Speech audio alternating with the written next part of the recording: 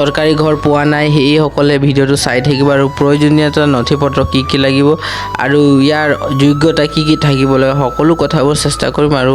ভিডিঅ'টো যদি ইম্পৰ্টেণ্ট হৈছে আপোনালোকে চেনেলটো ছাবস্ক্ৰাইব কৰি ল'ব আৰু মোৰ ভিডিঅ'টো লাইক কৰি বন্ধু বান্ধৱীসকলক শ্বেয়াৰ কৰি দিব আপোনালোকৰ কিছু উপকাৰো হ'ব পাৰে যিসকল ঘৰত যাৰ ঘৰ নাই পোৱা চৰকাৰী তো প্ৰথমতে শুনি লওক আবেদনকাৰীৰ প্ৰক্ৰিয়া আপোনালোকে ঘৰতে বহি প্ৰধানমন্ত্ৰী আৱাস যোজনা প্ৰায় অনলাইন আবেদনকাৰীৰ বাবে আবেদন কৰিব নোৱাৰি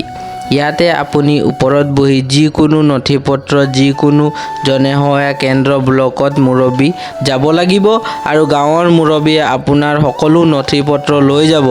GPM যোজনা পৰিকল্পনা সহায় হ'বলৈ আপুনি অনলাইন গৈ আবেদন কৰিব বাবে প্ৰক্ৰিয়া তলত দিয়া ধৰণে তাৰপাছত প্ৰথমতে আপোনালোকে প্ৰয়োজনীয়তা নথিপত্ৰ আপোনালোকৰ আধাৰ কাৰ্ডৰ নম্বৰ লাগিব ফটো লাগিব হিতাধিকাৰ কাৰ্ডৰ নম্বৰ লাগিব বেংকৰ পাছবুক লাগিব স্বচ্ছ মিছনৰ পঞ্জীকৰণ নম্বৰ লাগিব আৰু মোবাইল নম্বৰ লাগিব এইবোৰ আপোনালোকৰ যদি আছে তেতিয়া আৰু আপোনালোকে সুযোগ এটা পাই যাব তাৰপাছত আপোনালোকৰ কি অৰ্হতা থাকিব লাগে ইয়াৰ উপৰিও আবেদনকাৰীৰ অৰ্হতা থাকিব লাগিব আপোনালোকৰ যাৰ ঘৰ এপ্লাই কৰিব সেইবোৰ থাকিব লাগিব আবেদনকাৰী স্বাস্থ্যটো থাকিব লাগিব আবেদনকাৰী 18 বছৰ বয়সত অতিক্ৰম কৰিব লাগিব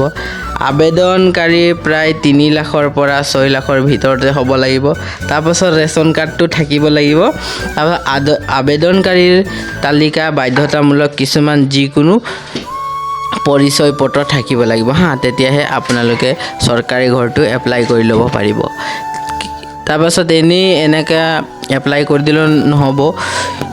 প্ৰধানমন্ত্ৰী নৰেন্দ্ৰ মোদীয়ে কিছুমান অৰ্হতা যোগ্যতা থকাবোৰকে এনেধৰণে ঘৰ প্ৰদান কৰা হৈছে তো সেইসকল কি হৈছে যিবোৰ 25 বছৰ বয়সত কোনো সাক্ষৰ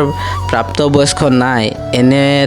এনেবোৰ সদস্য থকাবোৰক ঘৰত কেতিয়াও নিদিয়ে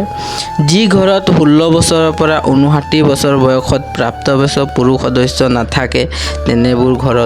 ঘৰহে দিব 16 বছৰৰ পৰা 59 বছৰৰ ভিতৰতে প্ৰাপ্তবয়স্ক সদস্য নথকা পৰিয়ালবোৰহে পাব তাৰপিছত ভূমিহীন পৰিয়ালে অতি শ্ৰম আয় লাভ কৰে এইবোৰ যদি আপোনালোকৰ মিলিছে তেতিয়াহ'লে আপোনালোকে এপ্লাই কৰি ল'ব পাৰিব থ্যাংকস ফৰ ৱাচিং